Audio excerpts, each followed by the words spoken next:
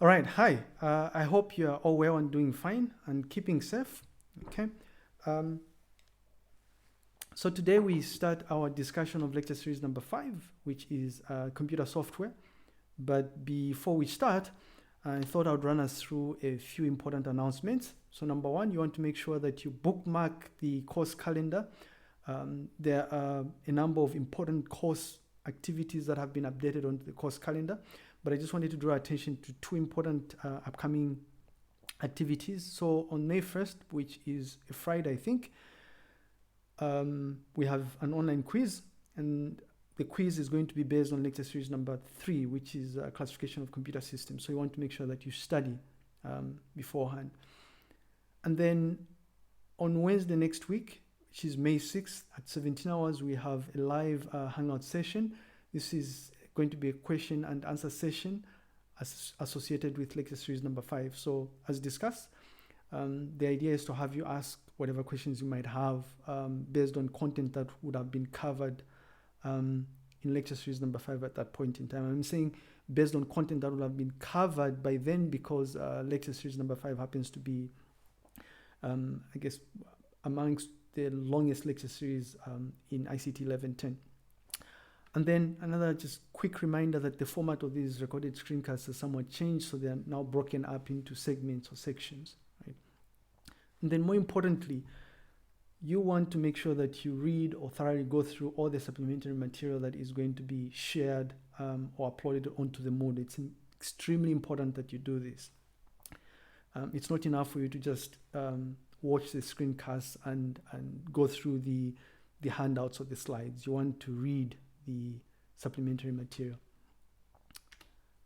Okay, so lecture series number 5 is loosely broken up into these five units.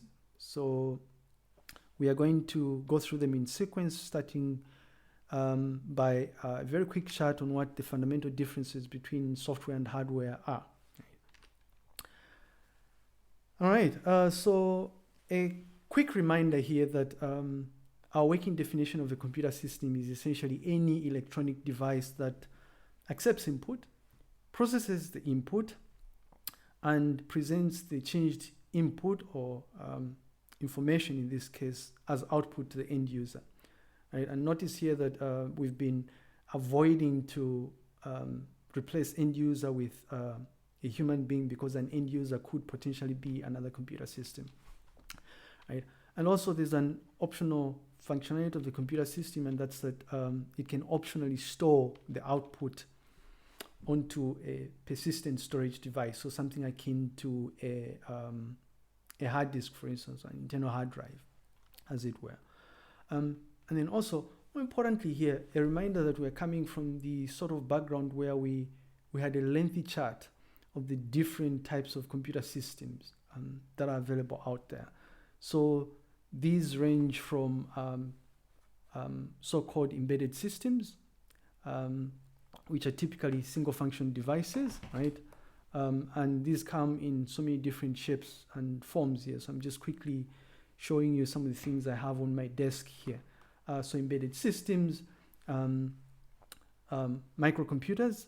Microcomputers also come in various shapes and forms. It could be a smartphone, a tablet, which essentially is going to be our case study for this course, right? The Maono tablet, or indeed a laptop or a desktop, right? It doesn't matter. All right, and I think I'm just going to quickly switch this off because it might be a distraction.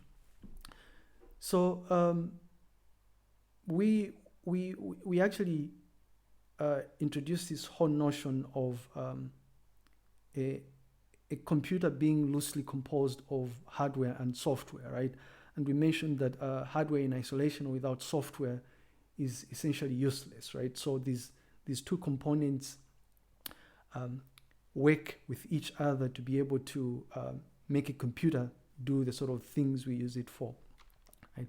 So computer hardware essentially is comprised of the physical or rather tangible components that are associated with computer systems. So anything that you can physically see with your eyes, or in certain instances, most instances actually, touch, be able to feel, is what we are calling computer hardware, right? So if it would be your desktop computer here, it would be things like your keyboard, for instance, or your mouse, right?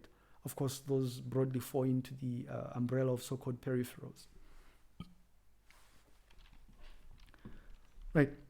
But fundamentally, if you look at the broad spectrum of different types of computer systems, there are certain key high-level hardware components that are associated with all the different types of computer systems that we looked at, right? And specifically, I want to draw attention to three key things here. Each of those different types of computer systems will have a central processing unit, right? Each one of those will have main working memory, which could be random access memory or read-only memory, depending on the sort of device that you are looking at.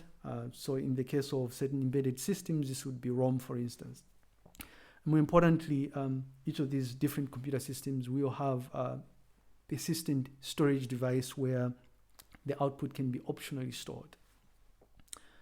But in addition to these fundamental hardware components, which, by the way, we will thoroughly discuss once we look at the von Neumann model, the von Neumann architecture, aside from these, there are other additional components that are associated with computer systems, right? So for the most part, your average computer system will pretty much make use of so-called peripheral devices, or otherwise referred to as input and output devices. And really the type of peripherals are dependent on what sort of computer system an end user could be working with at that point in time. So in the case of laptops and desktops, your peripherals would be things like keyboard and the mouse and external webcams, for instance, right? All those different things are hardware components. Why? Because we can touch them. We can see them with our eyes as human beings. And then, of course, I mean, there are also internal components that you might sometimes not be able to easily see, just because they're sometimes covered in the casing that envelopes the computer system. You'd only be able to see them if you actually opened up the computer system itself. So in the case of a desktop computer, you'd have to open up the system unit for you to be able to see the components inside of that desktop computer. In the case of your smartphone, you'd have to open up your smartphone for you to be able to see these internal components. And so these internal components include things such as the motherboard, for instance, communication channels, otherwise referred to as computer buses, that facilitate the transmission of signals in between the various components of the computer system, right? But again, all these different components will be discussed in subsequent lecture series, and more specifically the von Neumann, the lecture series that looks at the von Neumann architecture. All right.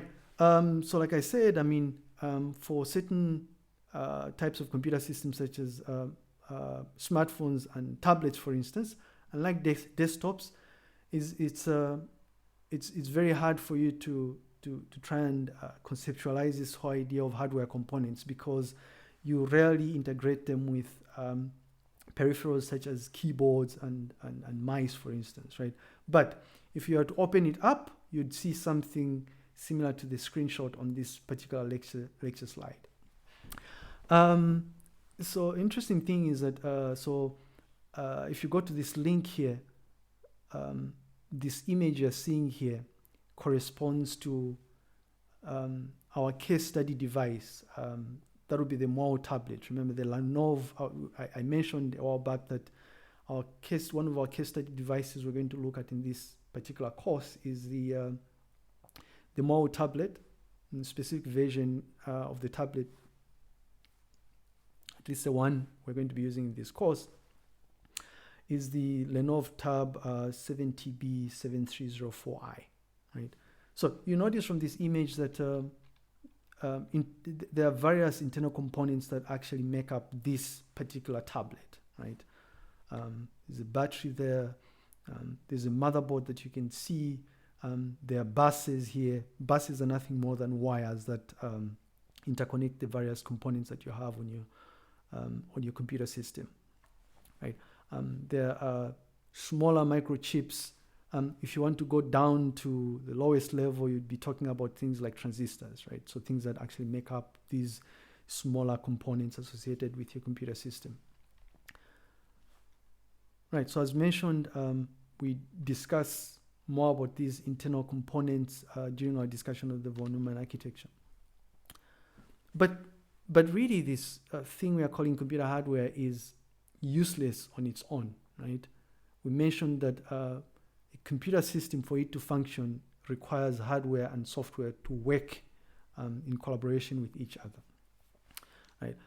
And essentially, you need software because it's with software that you're able to direct the hardware components associated with your computer to be able to perform desired actions, right?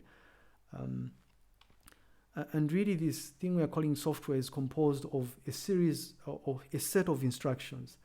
So instructions which, when combined together, will be able to perform a desired action. So an example of a desired action would be if I move my mouse, for instance, right? If I'm moving my mouse here, there's computer software, of course, associated with my operating system that facilitates or makes it possible for me to be able to see the corresponding action of moving my mouse in a circular fashion, right? Okay. Another takeaway point really is that these things we are calling actions are loosely associated with the core functionalities associated with the computer system, right? Providing input data, right? So you need software to be able to ensure that whatever input data you want to supply to your computer hardware is actually inputted to the computer system, right? So you also need software that makes it possible for the input data to be processed. And then finally, obviously, software that makes it possible for the processed data to be presented to end users as output, or optionally stored onto a persistent storage device, right? So again, computer software directs or instructs hardware to perform a desired action, right? And really, again, taking us back to our case study device, software comes in so many different shapes and forms, right? So our Maono tablet, for instance, is associated with things like the operating system, which is Android. So the Maono tablet runs off Android 7.0. And then obviously the different application software that we might have on that particular computer system. Right, so I guess in the interest of trying to explicitly state these things, I thought it was also important that we look at some obvious differences between computer hardware and computer software, right?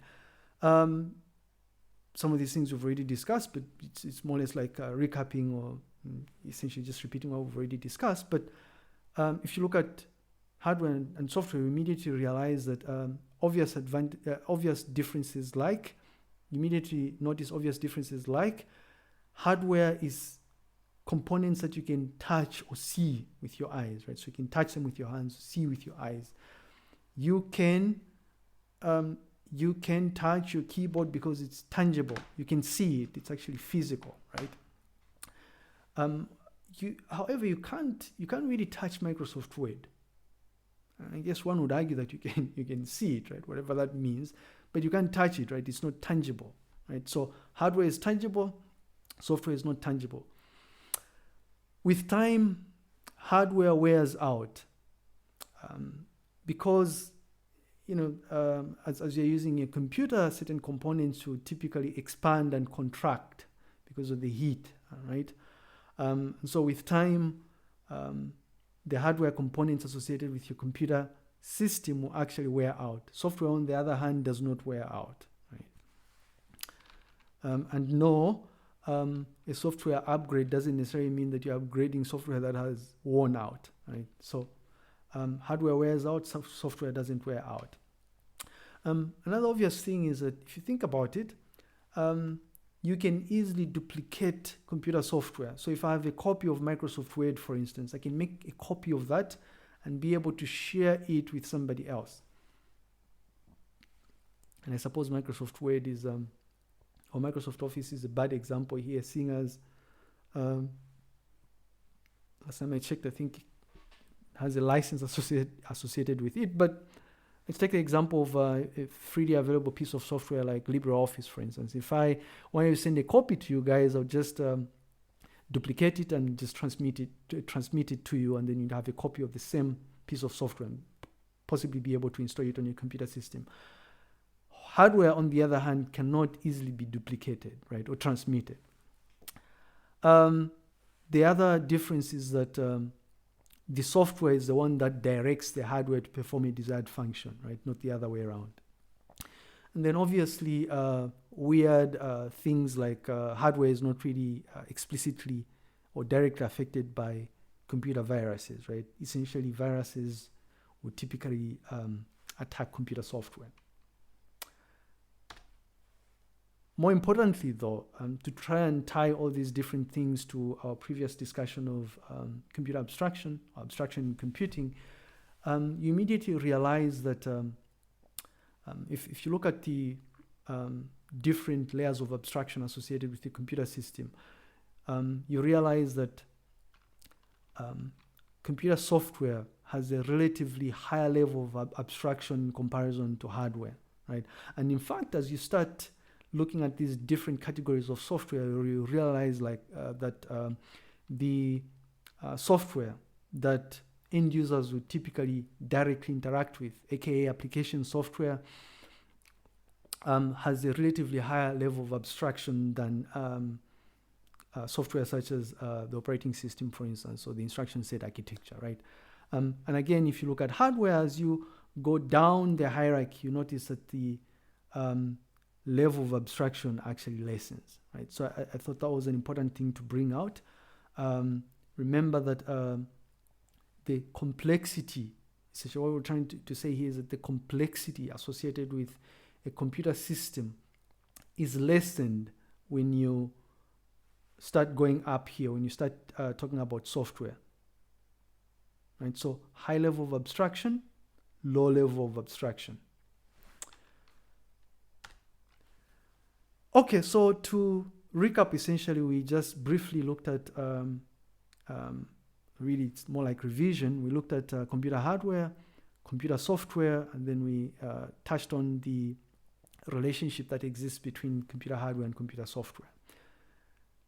So in the next lecture series, we will briefly try and set the stage for the so-called computer software before we start looking at the two broad categories of computer software. All right, I'll see you in the next unit. Thanks.